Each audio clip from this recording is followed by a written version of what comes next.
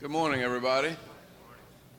I hope everybody enjoyed our media party last night. I sure did.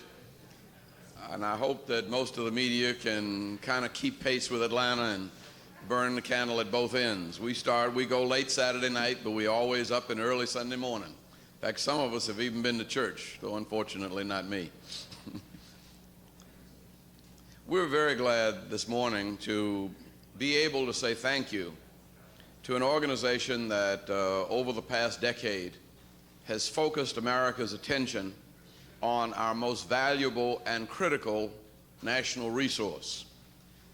There's no sense in which a nation can be strong, there's no sense in which a democracy can function unless we're constantly producing children who are healthy and intelligent and well-trained and able to take on the leadership responsibilities that are being projected by the kind of world in which we live. Marian Edelman has been involved with the defense of children in the Children's Defense Fund from the early days in the 60s in Mississippi, and as the president of the Children's Defense Fund, she will be joined by Mrs. Hillary Clinton of Arkansas and Congressman Miller of California. And I'd like to ask Marian Edelman if she would come forward and make a statement in behalf of the Children's Defense Fund.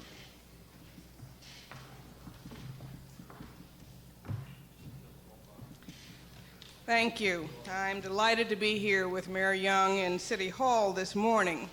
It is the first time I have been in the City Hall, Andy, since I was here as a Spelman student in 1960 and got arrested for sitting in your cafeteria downstairs. That we are here today, though, in this way is a testament to the vitality of the American dream and the capacity of the American people to meet its social challenges. The new social challenge, which I think the delegates of this convention are recognizing in increasing numbers of the media. You just look at your Constitution yesterday and today to see the discussions and the polls on child care, which the polls are also showing that American voters are concerned about, and which we expect you will hear much more about during this convention and over this election year, is the need to invest in our children. The reason for this are threefold, the first of which is national necessity driven by demographics. The first high school graduating class of the 21st century is going to enter first grade within a few weeks. Theirs are the footsteps to the American future. Millions of these youngsters are off to a healthy start, but many millions are not. 1 in 4 of them is poor. 1 in 5 is at risk of becoming a teen parent. 1 in 6 has no health insurance. 1 in 7 is going to drop out of school unless we act. 1 in 2 has a mother in the labor force, but only a minority have safe, affordable, quality child care, which is why I think the poll this morning by the Atlanta Constitution shows that 91% of the delegates at this convention favor increased federal investment in quality, affordable child care. When these children enter the labor force in the year 2000, only 1 in 7 will be a white male, and a disproportionate number of them will be minority and female. America is aging, and young workers, the pool of young workers is shrinking. If current trends continue, a number of our children are going to grow up poor and uneducated at the very time our society will need every one of them to be healthy and educated and productive. Now, we can't go back and change last decade's demographics and birth rates, but we can and must improve this decade's child care and schools and health and employment opportunities for the children who are being born and who are preschoolers today. Over 200 corporate executive officers recently stated the national bottom line on investing in children when they said this nation cannot continue to compete and prosper in the global arena when more than 1/5 of our children live in poverty and a third grow up in ignorance. And if the nation cannot compete, it cannot need. Our goal at the Children's Defense Fund is to help our great nation become a developed one in the care and protection of its children. It is time for us to begin to lead and be competitive in key life quality measurements through which we can glimpse a nation's future and on which we are falling behind. Infant mortality and rates of low birth weight babies, teenage pregnancy, early childhood investment, educational attainments, and family support systems. This is the greatest and richest nation on earth and should rank first among industrialized nations on such measures. Too often we rank poorly or nearly last, and in your media packet there is a comparison statement of how we are faring with our children and families in comparison with other nations. I hope you will look at it. Investing in our children must become a cornerstone of national domestic policy in the coming political era if we're going to be economically competitive. And we need more than rhetoric. We need more than cosmetic solutions. We need a comprehensive, well-conceived investment strategy in successful programs for children, beginning at birth and sustained until the transition for adulthood. We know a lot about what works, and we have a foundation of successful programs for children upon which to build. You will see a list of them in Atlanta. The mayor's been doing a splendid job in encouraging greater investment in poor children, and we hope you will visit some of them while you're here. The second reason you're seeing so much more attention to children is that investing in children is not only sound social policy, but it is sound budget policy in an era of high federal deficits. The childhood immunizations rates are declining among very young children is bad health policy, but it's also bad budget policy. Every dollar invested in immunization saves $10 in remedial sickness cost. And a quarter of our babies who are being born each year without adequate prenatal care is a shame, but it's also bad budget policy again. It costs about $600 to provide a mother comprehensive prenatal care. It costs about $1,000 a day to keep a baby alive who's born at low birth weight in a neonatal intensive care nursery. And we're pleased that the delegates of this convention favor investing in more health care for all of our citizens. All of us stood close to our television set when little Jessica McClure fell down that open well shaft in Midland, Texas, but too many of us missed the point that she should never have fallen down that well shaft in the first place because she was in an unregulated family daycare home with one caregiver trying to take care of 9 toddlers. I am therefore really pleased that a growing number of Americans, and this is reflected in the polls and in the Constitution poll of delegates this morning, are calling for an increased federal investment in quality, affordable, safe child care for children whose parents are in the workforce. This is not only a compassionate response on the part of the American public, it's also wise investment policy. Every dollar invested in quality child care, like Head Start, saves $4.75% in later education, remedial education, public assistance, and prison costs. Now, there are going to be those who raise the federal deficit as an excuse to continue to neglect our children and families.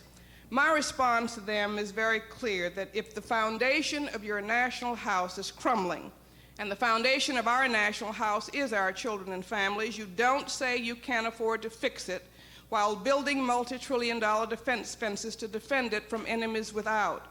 The issue is not whether we're going to spend money on children, but when and with what likelihood of success.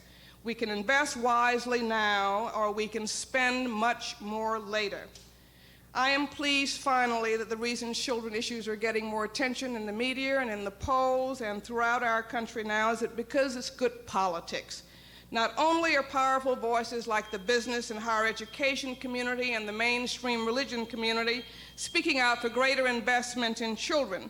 About 40 Democratic and Republican governors from every region made children a key theme in their 1988 State of the State budget addresses. And under the leadership of Governor Clinton, during his stint as head of the National Governors Association, children's issues and investing in children took on much more visibility. And many mayors like Andrew Young have joined governors in calling for greater investment in children as they have watched with dismay the federal commitment to children and to families wane. This concern, though, reflects growing voter concern. Nationwide surveys by Peter Hart Associates for KidsPAC show a 13-point increase in support for early childhood issues in just the last year. Fully 60% of voters say that a candidate who is concerned about early childhood issues would have much appeal to them. A recent June survey conducted by Martilla and Colley for ASME and for CDF found that 9 in 10 voters think child care is an important issue. And by 2 to 1, voters say that the federal government should develop policies to help make child care available and affordable to parents. They supported the key features of the Act for Better Child Care Services, which the Children's Defense Fund fully supports, which a third of the House and the Congress are co-sponsoring. And they, the voters, said that they've supported this approach over all other pending federal child care proposals. And we are committed to seeing this bill enacted this year. Clearly, the American public understands that our children are our future and support measures to bolster their healthy development. Our national political leaders must now join them in making our nation safe for children, because only if our nation and our children are safe is the rest of us, or the rest of our children, if all of our children are safe, then our national future is safe. And only if our children are safe is our nation's future safe. And we think this election is about the future, and that's why we know that children's issues will be a top priority. Thank you.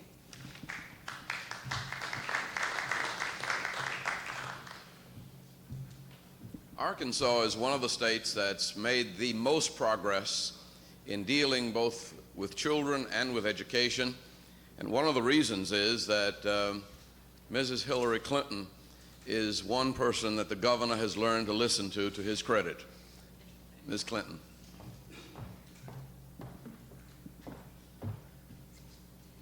I don't want to add too much to what Marian said, because I keep hoping that someday, somewhere, I'm going to pick up every newspaper in this country on one morning and the entire front page will be devoted to those statistics, and we'll begin to really sink in what we see at CDF as the reality of the state of children in America today. I do want to say something as the chair of the Children's Defense Fund, though, first, and that is that the Children's Defense Fund does not endorse any candidate. We are not a partisan political organization. We are here today in Atlanta because that's where the Democrats are. We will be in New Orleans when the Republicans are there. We do not view children's issues as Republican issues or as Democratic issues. We view them as fundamental to the future of this country, no matter who is in power in the city halls or the state houses or the White House. I think it's important that we understand what has gone on in the last 8 years because of the significance of the role of the states in trying to deal with the problems posed to our families and children. Mayor Young said that I'm from Arkansas. My husband is the governor of Arkansas. During his tenure as governor, we have worked very hard to improve the education system. Why? Not only because we knew it was the right thing to do, that there had been for too long many hundreds of thousands of Arkansas youngsters deprived of an opportunity to be full and productive citizens because they did not have the kind of fundamental education which they needed, but also because it was a necessary economic investment for our state to make. We have drawn the line between education and investment in children and the future economic growth and productivity of Arkansas, just as many other states have during the last 5 to 8 years. And the important question we're asking now is, given what cities like Atlanta have tried to do to put into place programs to protect and nurture the growth and development of children, particularly those children who come from disadvantaged and poor backgrounds, whose families themselves are either unable or unlikely to marshal the resources on their behalf, given the fact that most states in this country have made substantial new investments in trying to improve the systems which support and strengthen families as they struggle to meet the basic needs of their children, what will the role of the federal government be? What kind of help can we expect from Washington as we struggle at the grassroots level to feed and house and clothe and educate and take care of our children? That is a question that, as I said, is not a Republican question, it's not a Democratic question, it's not a conservative or a liberal question. It is a question that goes to the very root of what a society is. Are we going to make the kind of commitment on a national level to our internal resources, namely our children and our people? Are we going to begin to treat our human capital the way it needs to be in order to prepare ourselves for the 21st century? What we are here with CDF trying to do is to ensure that when people go to the wonderful parties that are being held all over Atlanta, when they go to the convention floor, when people are sitting in their homes all over this country watching this convention on television, that they don't lose sight about what it's really about. It is not just about having a wonderful time in a beautiful city. It's not just about coming to see a candidate nominated for president. It's not just about fighting over the words in a platform.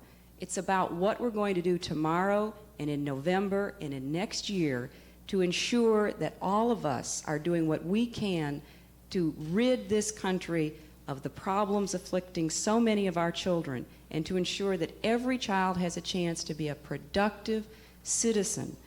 And that cuts across every kind of line that I can imagine. And what we hope that the press will do is that as you cover these events, keep in mind what is really at stake in this election, and help us in the city halls and in the state houses and in Washington begin to address what we see as the critical long-term issues facing this country, what kind of investments we will make in our children, how we will strengthen our families, what kind of country we'll be. Thank you.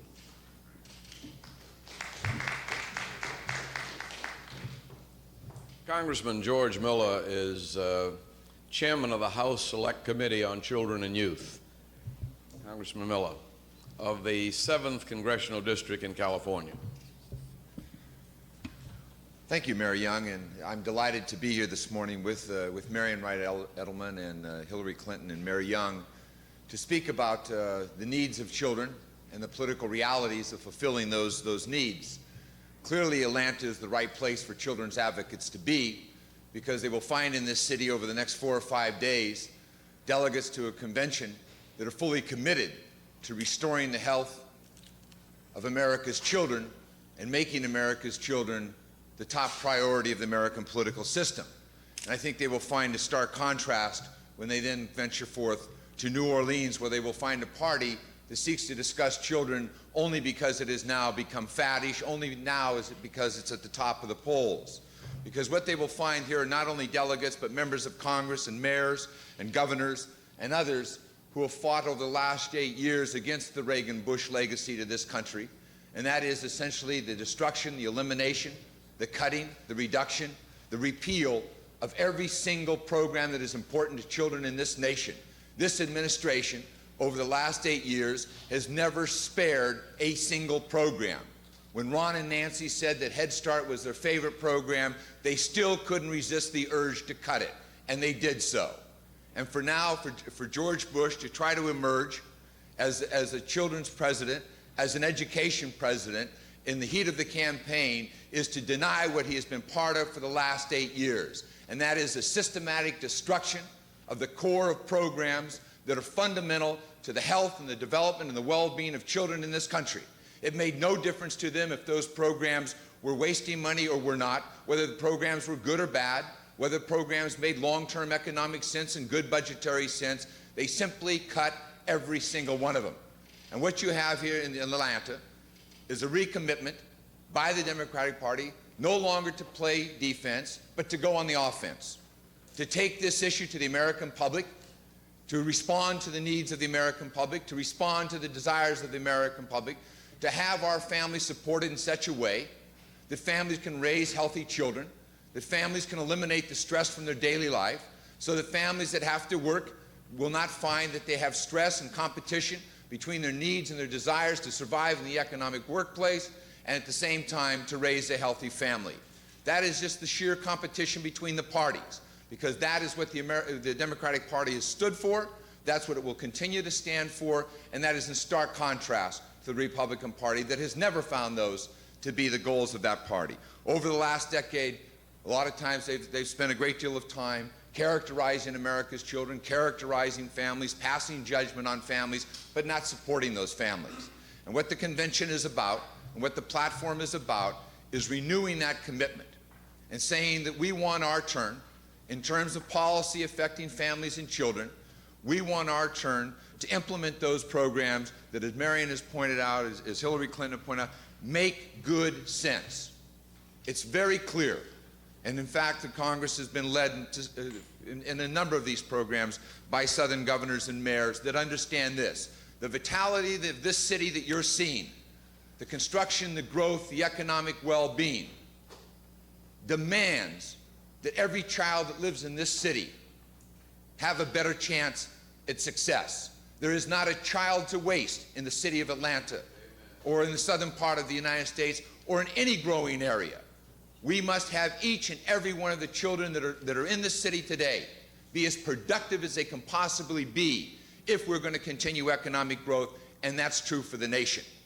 We think it's symbolic that this convention is in Atlanta. We think it's symbolic of embracing that policy. It was the Southern governors that came to us and told us they were losing too many children because of bad maternal and child health policies, because of bad prenatal care, because of bad nutrition.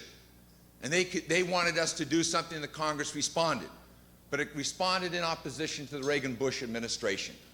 And we hope that, as you will see, as you follow the discussions of the platform and the discussions of the Republican platform, that there is a clear distinction for the American public, for the American voter, for the American taxpayer, and for the American family between these two parties. And the issue really is the future of this country, because that investment must be made today if, in fact, we're going to have productive citizens and citizens that get a chance at full economic opportunity, full opportunities at justice and economic equality in this country. Thank you.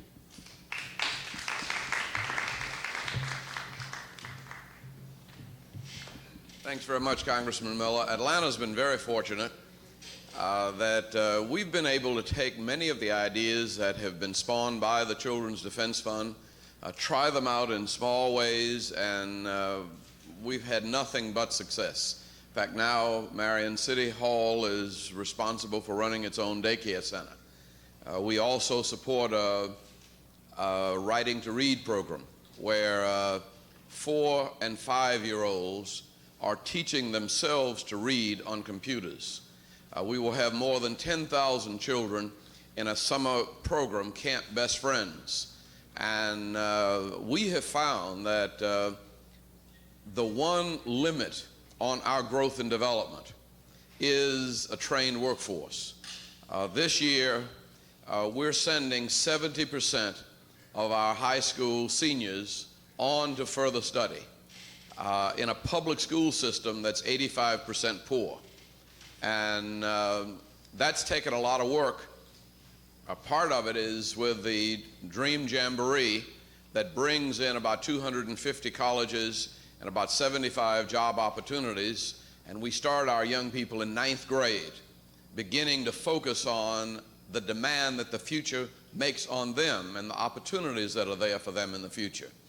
And along with our programs through the Mayor's Task Force on Teen Pregnancy and other aspects of our work with children, we've found a tremendous degree of success. We'd be glad to have you ask any of the Mrs. Edelman, Mrs. Clinton, or Congressman Mitchell any questions about the children's agenda. If you would go to the microphones and tell us who you are and the media that you represent.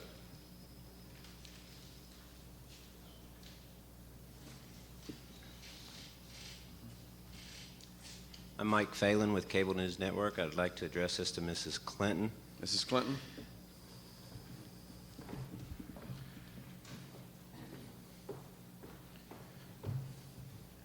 For the past 3 days here in Atlanta, Jerry Falwell and a number of other organizations held a 3-day conference called the Family Forum.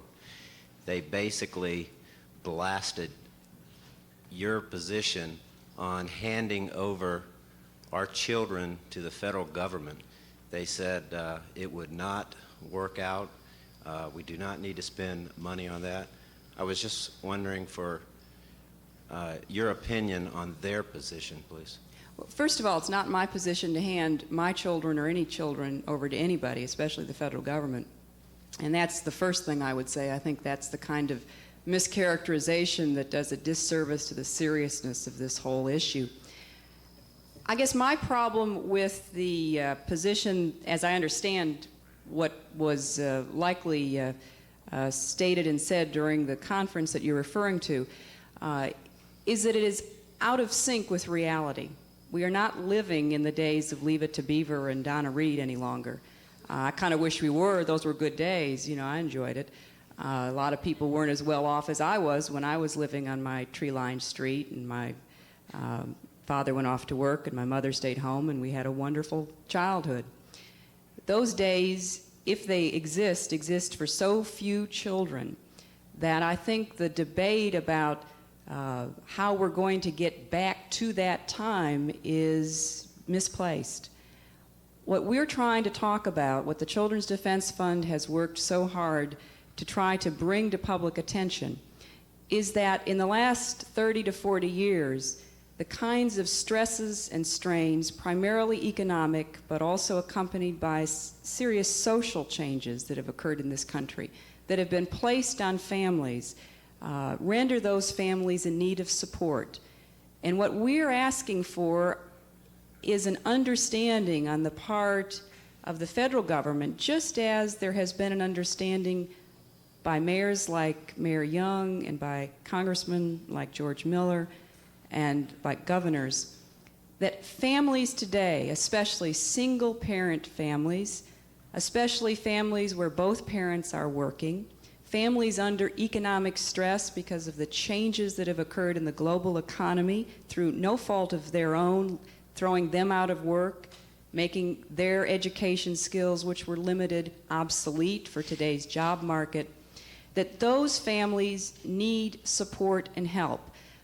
And I would just wish that some of the people who mischaracterize our position, which I view, frankly, as a pro-family position, a pro-real family position, and not a pro-imaginary family position, would take a little more time to study both the realities of what's happening to children and families all over this country and the kind of programs that we're talking about that will help mothers be better mothers, starting with prenatal help parents be better parents to prepare their children, starting with quality preschool opportunities for them, help parents have access to medical and health care for their children so that we don't continue to lose more babies in the first year of their life than a country like Costa Rica. It seems to me that if you look at the reality of what's occurring in the American family today, with all of its diversity, then it is irresponsible and morally wrong to say you make it on your own no matter how many burdens you're carrying. And those who are able to live like Leave It to Beaver today, we're all for you. And those who aren't, that's tough. I just don't accept that.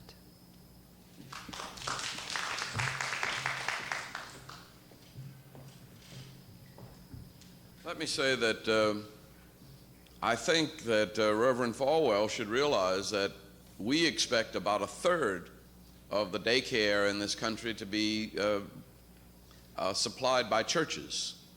And because they have facilities, churches and synagogues have facilities that quite often are vacant all week long. And it's one of the institutions, one of the basics in our society. It's one of the places where I think the separation of church and state can be dealt with very comfortably.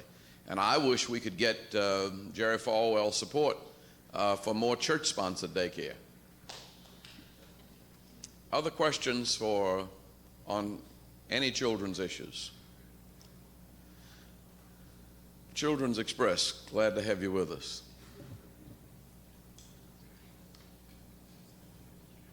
Any questions on anything else then?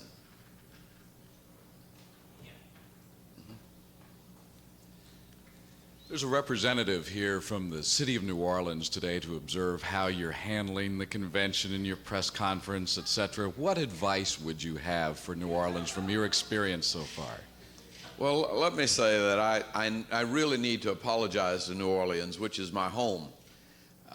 In my haste to answer challenges of the press that our Omni was too small, I compared Atlanta's situation with New Orleans, and of course I put us in a more favorable light. New Orleans has got a lot of problems. They got the Republicans. But I'm sure that Mayor Bartholomew will handle the Republican convention pretty well. They'll spend a lot more money than Democrats probably. But I think New Orleans hospitality, like Atlanta hospitality, is warm, open. People are going to have a good time in New Orleans just as they are here. And I think with the social activities around the New Orleans convention, New Orleans folk know how to party too. But in terms of the mayor and the business community and the citizens of New Orleans, I think the Republican Party will be graciously received. I think that what goes on inside the Superdome is another problem. And that's not New Orleans' problem. That's Little Georgie's problem. What advice would you have in the city in handling this and preparing? What advice? What would you tell Mayor Bartholomew? No, I would say what I've said to my staff from about a month ago. You know, play it cool. Don't worry about it. Don't sweat it. The one thing you can do in a crisis like this is to get excited. When you get excited and you get nervous and you get anxious, you're burning up energy that you really don't have to spare. And so, don't worry about anything. You've got good people, you've got good staff, and they do in New Orleans.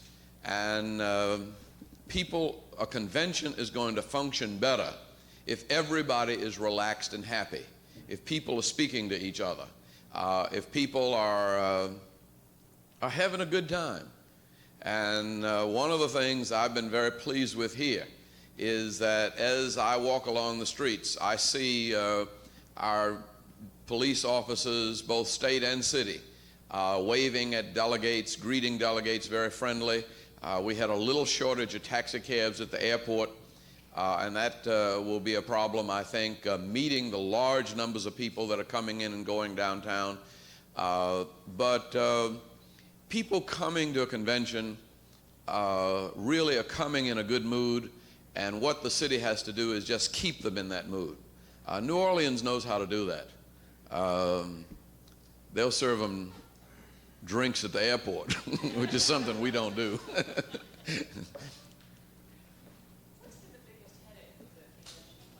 Can you go to the mic? We're doing this. Oh, sure. I'm Jackie Nadell with Channel 5 from Memphis, and I'm wondering what has been the biggest headache that you may not have expected in terms of convention planning? Well, I think the biggest headache in every convention I've ever been to is delegate passes. And everybody wants to go, and there just are not enough passes. And what we've tried to do to accommodate that is to create one of the events, media people said today that it's the first convention with its own suburb. That across the street from the Omni, we have the Georgia World Congress Center, which is 32 football fields under one roof. That's where most of the media will be. That's where most of the hospitality suites are. And we can accommodate literally thousands of people there.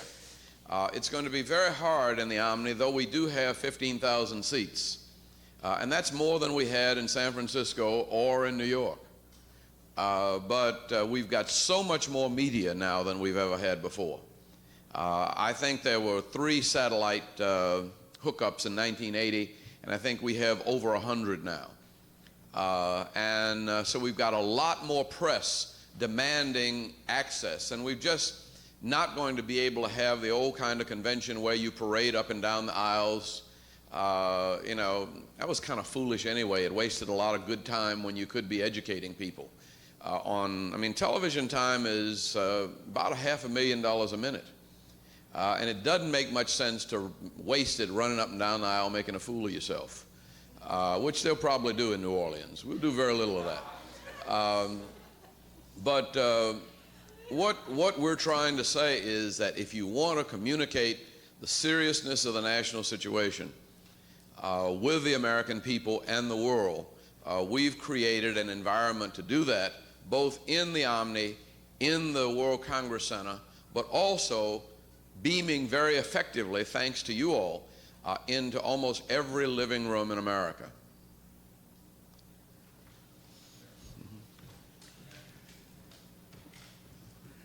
Mayor, I'm Larry Sperano with WYOU TV in Scranton, Pennsylvania.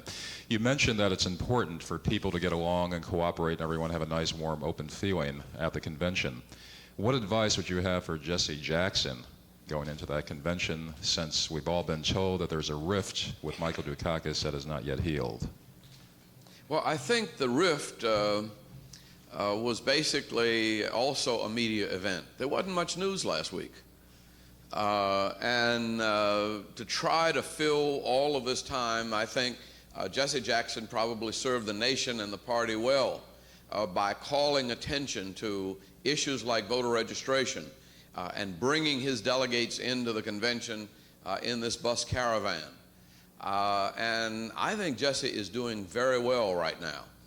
I think that there is no such thing as automatic unity or unanimity in the Democratic Party or in any political party that's worth its salt. This is something that has to be achieved at the convention. And I think the discussions right now between the Jackson leadership and the Dukakis leadership are going on very effectively. They're mostly good friends. And the agreements are not broad-based agreements of principle.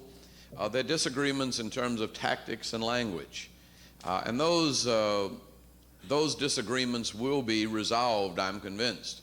They may be resolved in a floor fight, but we don't ever remember having a rubber stamp convention without any dissent. That's undemocratic. Should Jesse Jackson ask to be nominated for vice president or president at the convention?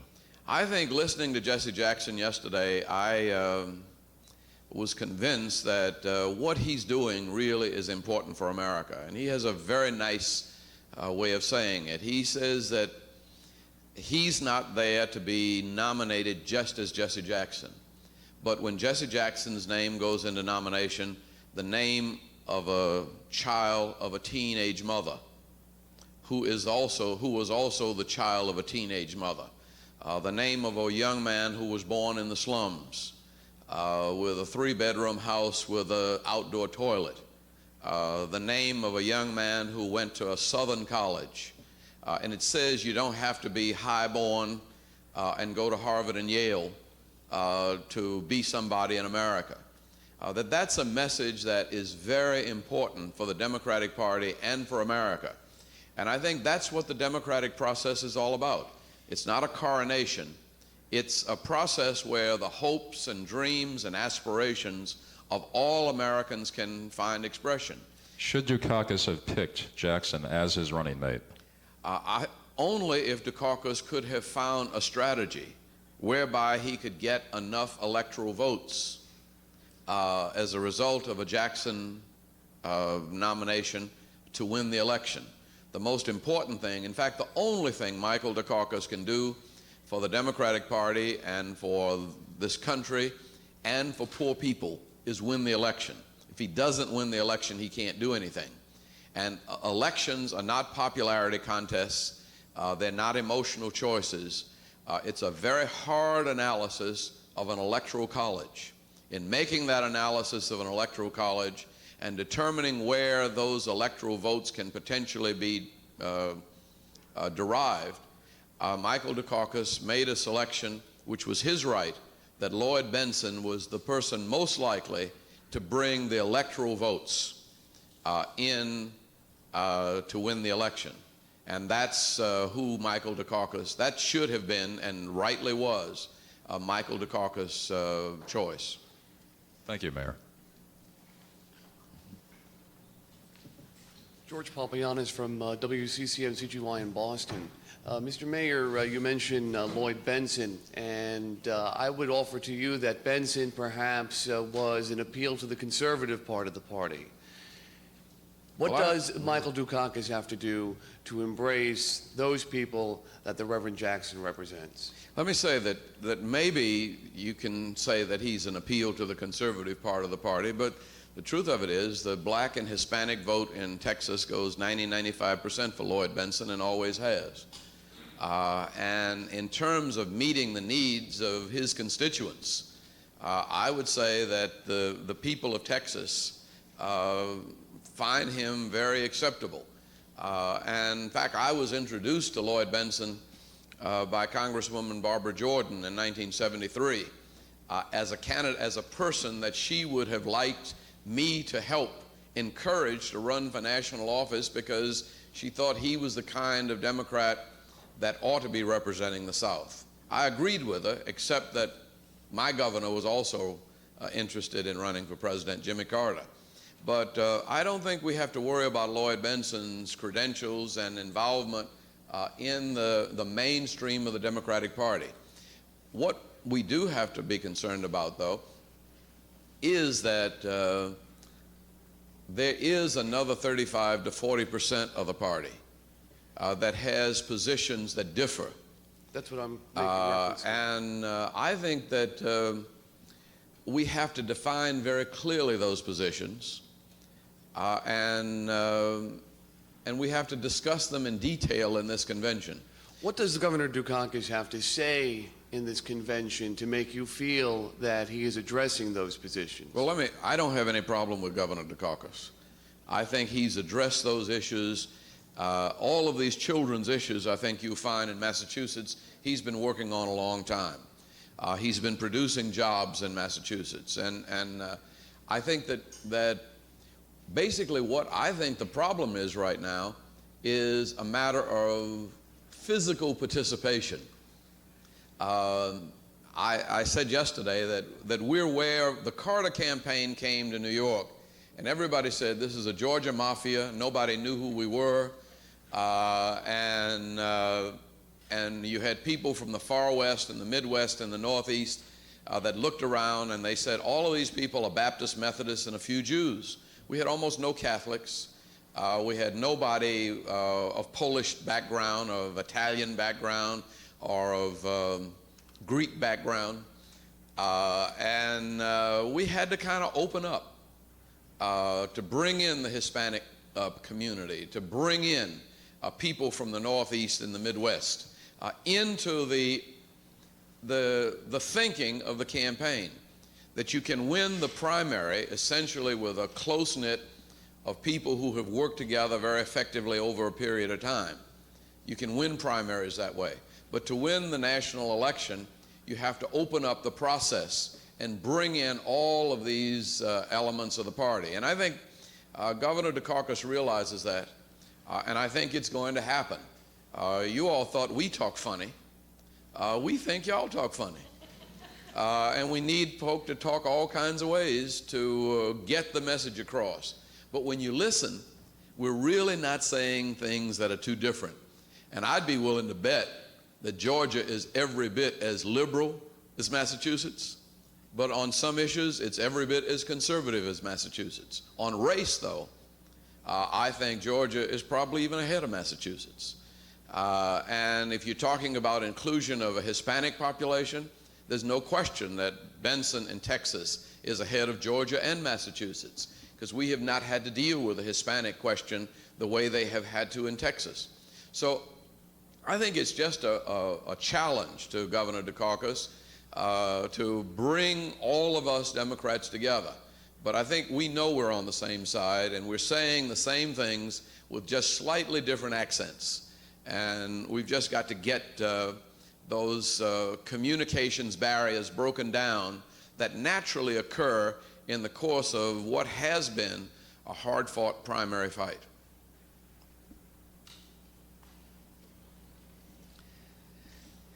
Well, let me thank you very much and say that every morning at 10 o'clock we will be here at City Hall, and we invite you to join us again, and we'll see you around in the course of the convention. And let me thank again the Children's Defense Fund, Mrs. Marian Wright Edelman, Mrs. Hillary Clinton, and Congressman George Mitchell, the chairman of the House Select Committee on Children and Youth.